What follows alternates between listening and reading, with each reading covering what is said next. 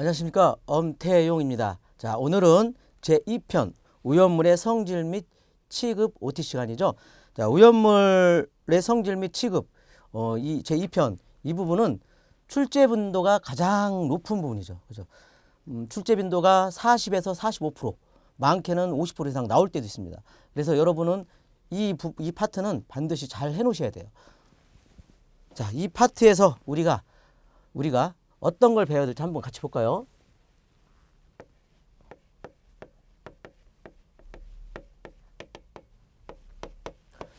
자, 여기서는 1, 2차 동시에 다 나오죠?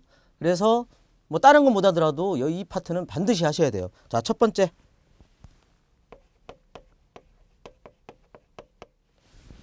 자, 연소. 자, 연소에 나오죠, 연소. 연소의 정의, 조건. 자, 연소가 무조건 일어나는 건 아니죠. 그죠? 가산점, 가연몰, 산소, 정화원이 있는 경우에 연소가 이루어지죠. 그래서 연소의 정의는 어떻고, 연소의 조건은 어떻고, 연소의 또 종류가 있죠. 뭐 기본적으로 확산연소, 예한업연소 있지만 뭐 물질의 어떤 특성에 따라서 고체인 경우에는 뭐 표면연소도 되고 뭐 그 분해연소도 되고 그죠? 액체는 뭐 증발연소, 이런 연소의 종류. 자, 연소가 종류가 있겠죠. 그 다음에 연소 범위 개념. 자, 무조건 연소가 일어나는 게 아니란 얘기죠. 가산점이 만족을 했다고 해서 연소가 일어나는 게 아니라 가연성 혼합기, 연소 범위에 들었을 때 연소가 일어나는 거죠. 그래서 우리가 우연 물질들이 어떤 타 물과 또는 염산과 또는 초산과 반응을 했을 때 나오는 기체가 연소 범위에 들었을 때 화재 폭발로 이루어지는 거죠. 그래서 연소 범위 중요한 물질들, 기체들이죠. 기체들, 걔네들 연소 범위 암기를 꼭 해야 되겠죠. 자, 그리고 또 뭐가 있을까요? 연소 생성물.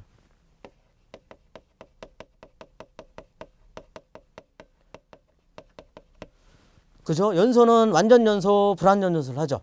야, 완전 연소하면 CO2, 불완전 연소하면 일산화탄소 외에 다른 가스들, 독성 가스들이 상당히 많이 나오죠. 뭐 황화수소라든지 포스핀 가스라든지, 그죠?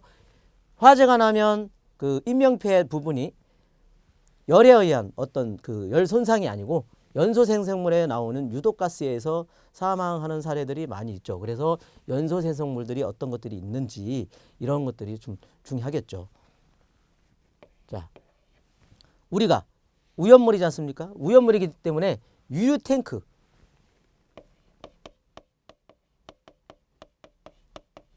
탱크에서의 이상현상이 있어요.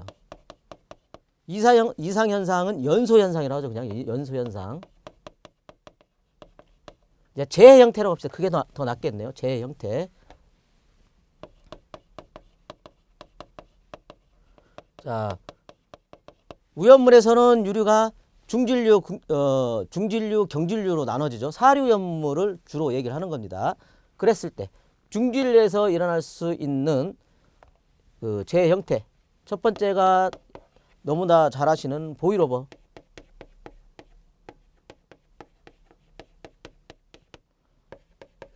뭐 슬로스 오버, 슬롭 오버. 자, 이런 것들이죠. 이런 것들이 일어나기 때문에 중진류에서 주로 일어나죠. 일어나기 때문에 소방대원들이 소활동을 하다가 인명피해를 많이 보고 있죠. 그래서 보일오버, 슬로스 오버 어떻게 일어나고 대책 방법은 어떤 건지, 그리고 그런 걸 배워야 되겠죠. 그리고 경질류 탱크에서는 그냥 폭발로 보시면 돼요. 폭발. 자, 두 번째로 우연물의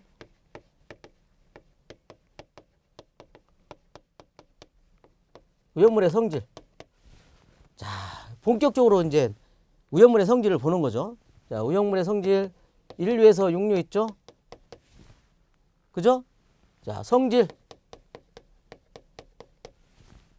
저장, 분명, 위험 등급, 지정 수량. 무조건 암기를 해야 되죠. 그죠? 이거 암기 안 할 거면 우연물 기능장 시험 볼 필요가 없는 거죠. 이거를 암기를 해야 반드시 된다는 거. 자, 그렇죠. 자, 인류연물 인화성 고체, 이류연물 가연성 고체, 이런 식으로 어떤 성질이 나타나고, 인류연물의 어떤 분명, 그죠? 오염 등급, 지정 수량, 이거는 기본적으로 알고 있어야 된다는 얘기죠. 그래서 여러분 요거 꼭 암기를 해서 가져가셔야 되고, 자, 두 번째로 이거에 따른 저장 기준이 있죠. 자, 성질에 따라서 저장 기준이 결정이 나겠죠. 물론 취급 기준도 결정이 나는 거죠. 저장 취급, 위험성. 자, 어떤 위험성이 있냐. 그러면 소화 방법은 어떠냐. 불이 났을 때 불은 어떻게 끌 거냐. 질식을 할 거냐, 냉각을 할 거냐. 그죠? 소화 방법. 자, 이런 것들이 결정이 되면, 위험성이 결정이 되면 소화 방법도 같이 결정이 되겠죠. 그래서 여러분들은 오염물의 성질에 대한 성질 분명 오염 등급 지정 수량, 이거에 따른 저장 취급 오염성 소화 방법, 이건 기본적으로 가는 겁니다. 기본적으로. 자, 1, 2차 중에서 여러분들이 제일 힘들어하는 부분 이거죠. 반응식. 그죠? 이 인류에서 육류 오염물이 물이나 그리고 염산, 초산, 뭐 CO2 이런 것들과 반응을 했을 때 나오는 가스들 있죠? 뭐 산소, 뭐 수소, 아세틸렌, 메탄, 포스빈 가스. 그죠? 요게 1, 2차에 가장 많이 나오고 여러분들이 가장 힘들어하는 부분이죠. 자, 이걸 가지고 일반화하게 나왔던 기초 이론 있죠.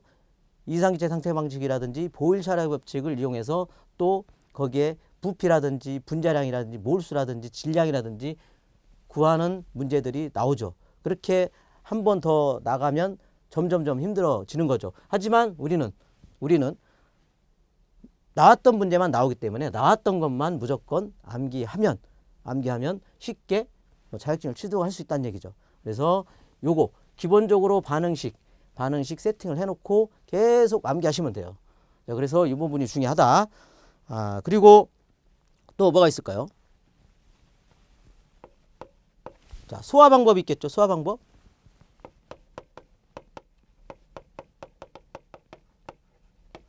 여기 이제 이 소화 방법. 자, 소화 방법을 하려면 소화 이론을, 그러니까 소화 이론에 대해서 알아야 되겠죠. 소화 이론. 기본적으로. 자, 소화 이론은 그 어디서 나오는 겁니까? 연소 이론에서 소화 이론이 나오는 거죠. 그죠? 연소 이론에서 연소 조건에 한 가지만 빼면 연소가 일어나지 않기 때문에 소화 이론은 연소의 조건에서 나온다. 예를 들어서 가연물을 제거 소화. 그 다음에 그 가산이니까 산소를 제거한다. 질식 소화. 그 다음에 점화원을 제거한다. 냉각 소화. 이게 소화 이론이죠. 그래서 기본적인 소화 이론을 알아야 되는 거고요. 그 다음에 약재의 종류 있죠. 약재 종류별 그 소화 성능, 그 다음에 적응성, 이런 것들에서 또 알아야 되겠죠. 자, 기본적으로 가장 좋은 소화약재는 수계죠. 자, 수계인데 오염물 그 시설에서는 사실 수계가 많이 활용되지 않습니다. 그래서 그 포라든지 또는 포도 수계이지만 어쨌든 포라든지 아니면 그 가스계 쪽을 많이 그 적용을 하고 있죠. 그래서 이 적응성에 대한 부분, 자, 적응성, 경질류 탱크는 어떤 게 좋은지, 중질류 탱크는 어떤 게 좋은지, 그죠? 이런 적응성에 대해서 알아야 우리가 거기에 맞게 설계를 또 하고 적용도 하겠죠. 자, 그래서 오염물의 성질 및 취급에 대한 부분에서 가장 기본적인 이론입니다. 자, 기본적인 이론. 자, 우리 항상 기본적인 이론을 밑바탕으로 튼튼하게 다져야 집이 안 무너지는 거죠. 그래서 여러분들 오늘 OT 시간에 그 배웠던 요 중요 이론 요거 이거를 바탕으로 해서 다음 시간부터 우연물의 성질 및 취급을 배울 겁니다.